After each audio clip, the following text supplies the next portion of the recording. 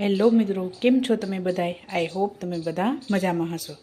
તો આજની આપણી રેસીપી છે દૂધી બટેકાનું શાક બનાવીશું એક નવી જ રીતથી. તો ચાલો રેસીપી સ્ટાર્ટ કરીએ.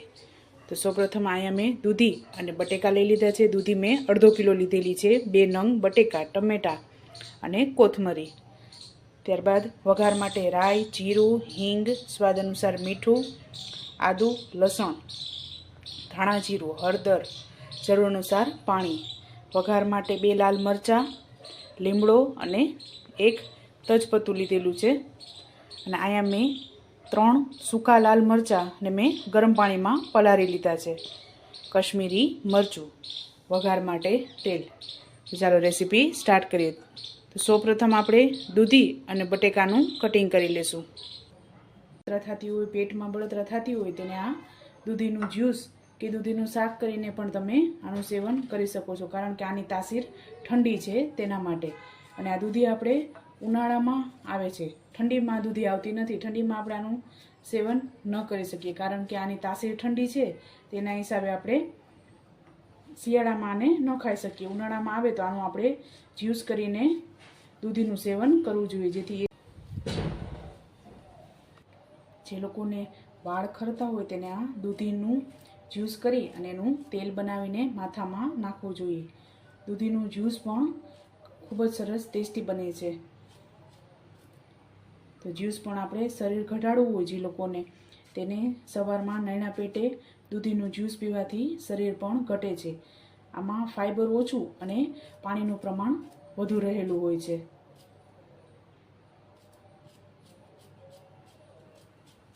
આપણે દૂધી અને બટેકાનું મીડિયમ સાઇઝનું કટિંગ કરી લીધું છે. અહીંયા આપણું તેલ ગરમ થઈ ગયું છે. તો હવે આપણે એને તળી લઈશું. તો પહેલાં આપણે બટેકા એડ કરીશું.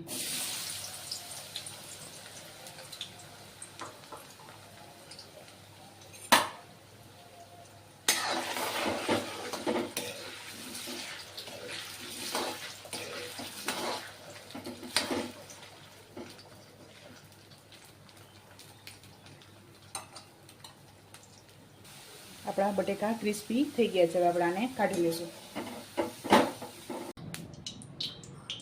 ત્યારબાદ આપણે દૂધીને તળી લઈશું.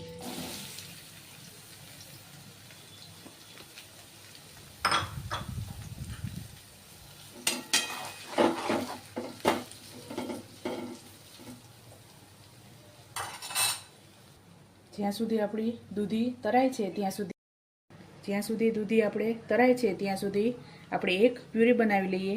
એમાં મેં મોટું ટમેટું, 1 લીલું મરચું લીધેલું છે, આદુ અને લસણ એડ કરીશું, અને આ સૂકા લાલ મરચાં, આ બંનેને સાથે આપણે પીસી લઈએ. અહીંયા આપણી પ્યુરી રેડી થઈ ગઈ છે. અહીંયા દૂધી પણ પોચી પડી ગઈ છે. તો આપણે એને કાઢી લઈશું.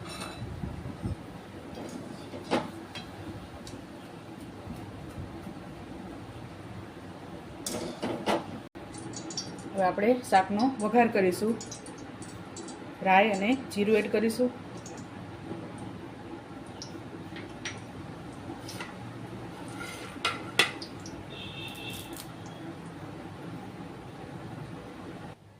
ત્યારબાદ 2 સૂકા લાલ મરચાં, લીમડો,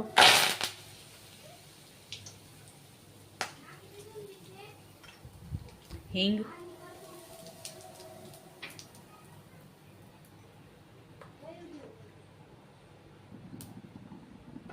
ત્યારબાદ આ પ્યુરી બનાવેલી છે તે એડ કરીશું.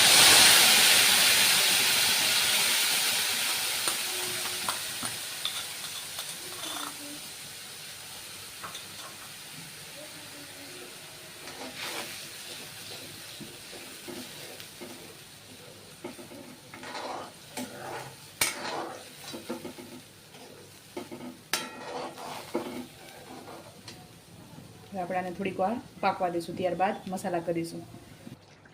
ત્યારબાદ હળદર 1 ટીસ્પૂન, 2 ચમચી ધાણા જીરું, સ્વાદ અનુસાર મીઠું,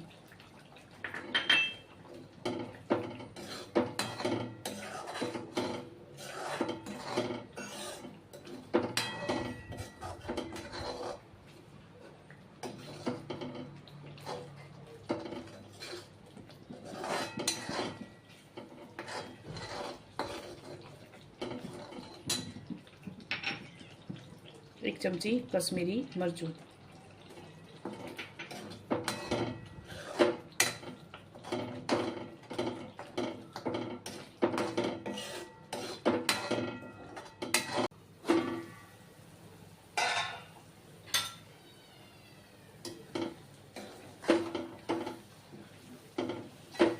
મસાલો પાકી ગયો છે. હવે એમાં આપણે થોડું પાણી એડ કરીશું, અડધો ગ્લાસ.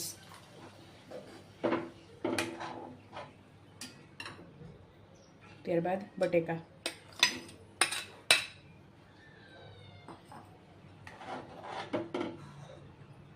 અને દૂધી.